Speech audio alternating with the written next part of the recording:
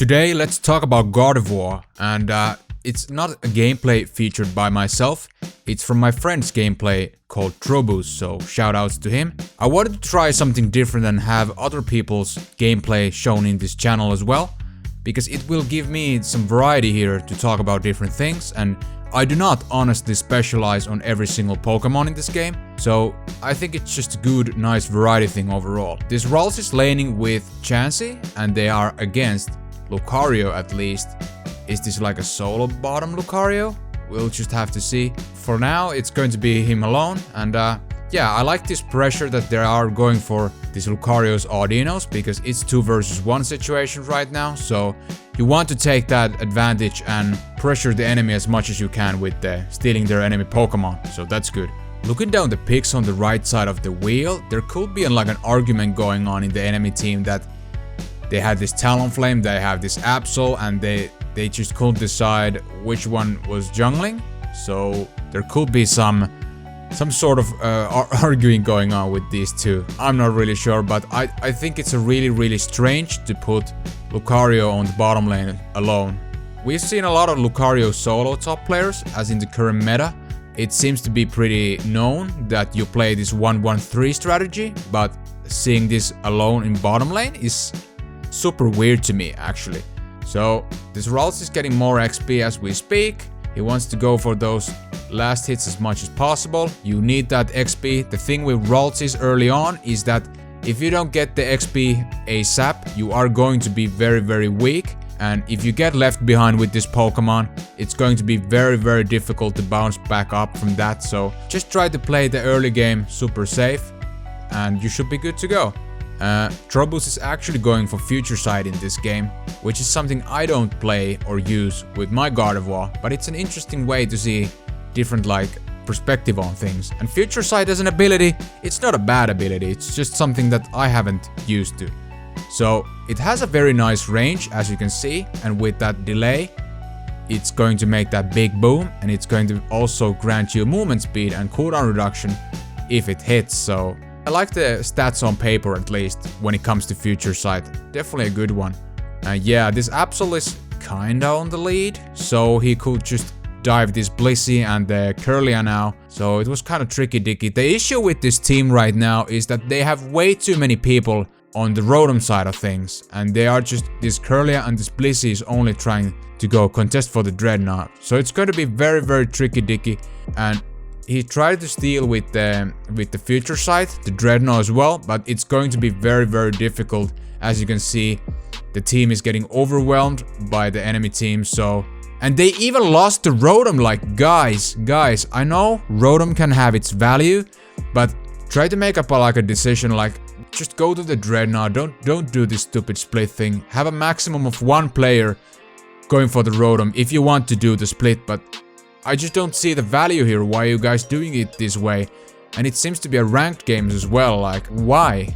I just want to point out the mistakes I think that people are doing is a bad thing, but that's just my 2 cents on the situation. So let's see what's gonna happen next. The top lane is still haven't been pushed. Blastoise is putting some balls in.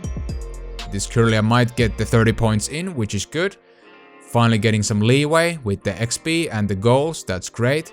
And as from a level standpoint, Kirlia's XP is fine as it is. It could be better, but it could be also much worse. Considering the situation, this team lost the first Dreadnought. It's an okay place to be in, but you still need to hit that level 10 ASAP, so you can get into Gardevoir, and you can get that Unite move going on. So let's hope Trobuz will get the XP as fast as possible. There is going to be some fight going on around the center area, and Blastoise is kind of on a pinch. The issue here again, this team is very split. Guys, group up. This game is called Pokemon Unite, so please, I just want to see people going and grouping up together. Are they gonna even contest the Dreadnought? We'll just have to see. The Dreadnought is up right now. They are taking a step there. And he's going for the steal. He's actually going to steal that Dreadnought, which is huge. Straight evolving into Gardevoir. And there comes the Unite move right away, getting that Greninja. Double kill on there, and very nice pressure and overall positioning from Trobuz right there. Going with the quadra kill, really well positioned. And yeah, he's taking actually a highlight for himself too. So he knew as well that, hey, now I did some good stuff, and it was good stuff, which I can really appreciate, because it's very important to keep your positioning going on well with Gardevoir. You don't want to go too deep in, so because you're like a caster mage and you will do a lot of damage if you can keep your distance, so that's super important. They're also gonna get the Rotom, which is nice, very huge. And Psychic as ability, I haven't talked about that yet. I was more of a Moonblast guy myself because of the crowd control given, but if you're going for raw damage, Psychic will reduce that special defense of the enemy, so it's technically not a bad option. It even has that slow in it, so it's not too fatal. I'm just a really fond of different crowd control abilities to come. That's why I really prefer the Moonblast thing. But judging from this gameplay, what I'm seeing right now, the future side and Psychic can work very well as well. So I don't see the issue here. You just need to play out the Gardevoir smart, keep your positioning like I already told you. You should be good to go. Dreadnought is about to spawn in about 15 seconds, so they could have time to actually get that done as well. But are they going for the Dreadnought? Is there going to be a fight around it? We'll just have to see. It looks like there is some harassment going on into this Zeraora, so what's gonna happen? Let's see. Nice future sight and Psychic going on there. They start to dread, and I assume this Gardevoir is wanting to go for the steal again, but it's going to be difficult because the enemy is kind of clustering this guy. And it was a nice attempt to try steal the Dreadnought. There comes the Unite move again, getting 2 picks onto the gravitational zone, and they are getting picks here.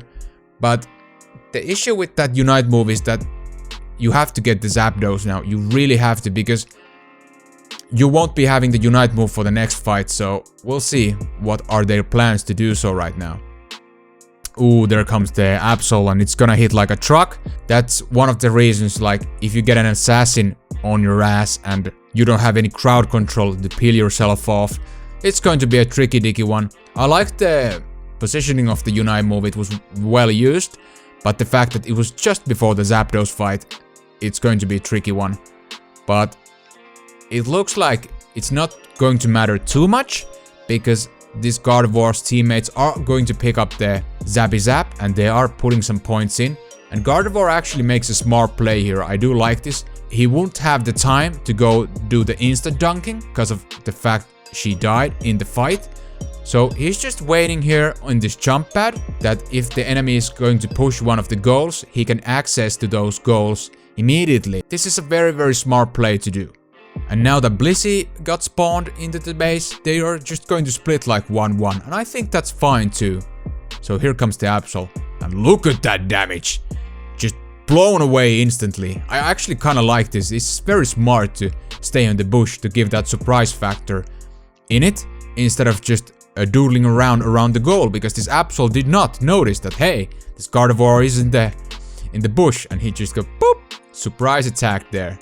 Well played overall. I do like Gardevoir. I think any sort of mage Pokemon is very nice in this game. The thing with Gardevoir is just that his early game is terrible. It's really terrible. But if you can manage that early game, just keep that farm going up and try to hit that level 10 as soon as possible, you can do really cool stuff with this Pokemon and be also successful with it. But as in today, as the time of making this video, there are better Pokemon in the meta than Gardevoir. So also please keep that in mind as well. But if you want to try some variety stuff, have some fun, Gardevoir is a great choice. So that's gonna be it for today. Thank you so much for watching, and I hope you have a wonderful day.